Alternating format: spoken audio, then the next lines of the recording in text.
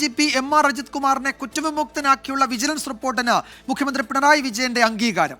ആഡംബര വീട് നിർമ്മാണം ഉൾപ്പെടെയുള്ള ആരോപണങ്ങൾ അന്വേഷിച്ച റിപ്പോർട്ടിന്റെ ഫയൽ വിളിച്ചു വരുത്തിയാണ് മുഖ്യമന്ത്രി ഒപ്പുവെച്ചത്. MR അജിത് കുമാറിനെ പോലീസ് മേധാവിയാക്കേണ്ടത് മുഖ്യമന്ത്രിക്ക് അനിവാര്യമെന്ന് ആരോപണം ഉന്നയിച്ച മുൻ MLA PV അൻവർ ഇന്ന് പ്രതികരിച്ചു. MR അജിത് കുമാറിനെ മുഖ്യമന്ത്രി സംരക്ഷിച്ചു പിടിക്കുന്നുവെന്ന പ്രതിപക്ഷ ആക്ഷേപത്തിനിടെയാണ് സർക്കാരിന്റെ പുതിയ നീക്കം.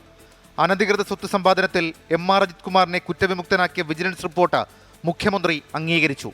ഇന്നലെ കണ്ണൂരിൽ നിന്നെത്തിയ മുഖ്യമന്ത്രി ഫയൽ വിളിച്ചൊപ്പിടുകയായിരുന്നു.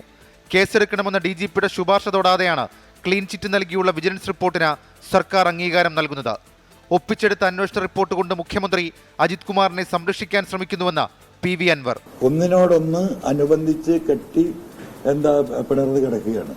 അപ്പൊ അതിനൊക്കെ തട്ടിമാറ്റിക്കൊണ്ട് താൽക്കാലികമായി ഒപ്പിച്ചെടുത്ത ഒരു അന്വേഷണ റിപ്പോർട്ടാണ്.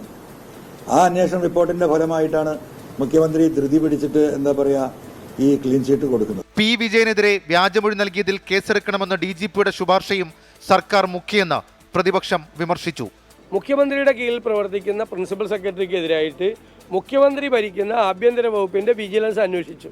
എന്നിട്ട് അദ്ദേഹത്തിനെ കുറ്റവിമുക്തനാക്കി. അത് വളരെ കടുത്ത ഭാഷയിൽ ഹൈക്കോടതി വിമർശിച്ചിട്ടുണ്ട്. മനഃപൂർവ്വം ചെയ്യുകയായിരുന്നു. MR അജിത് കുമാർ അനുകൂലമായിട്ട് വിജിലൻസിനെ കൊണ്ട് റിപ്പോർട്ട് എഴുതി വാങ്ങി.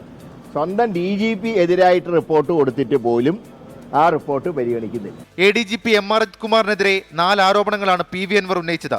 സ്വർണ്ണക്കടത്തിൽ അജിത് കുമാറിന് ബന്ധമില്ലെന്ന് വിജിലൻസ് കണ്ടെത്തി. കവടിയാറിലെ ആഡംബര വീട് നിർമ്മാണം ബാങ്ക് വായ്പ എടുത്താണ്. കുറവൻകോണത്തെ ഫ്ളാറ്റ് വിൽപ്പനയിലും ക്രമക്കേടില്ല. മലപ്പുറം SP ക്യാമ്പ് ഹൗസിലെ മരമുറിയിലും അജിത് കുമാറിനെ ബന്ധിപ്പിക്കുന്ന ഒന്നുമില്ലെന്നുള്ള വിജിലൻസ് റിപ്പോർട്ടാണ് മുഖ്യമന്ത്രി അംഗീകരിച്ചത്. 24 തിരുവനന്തപുരം.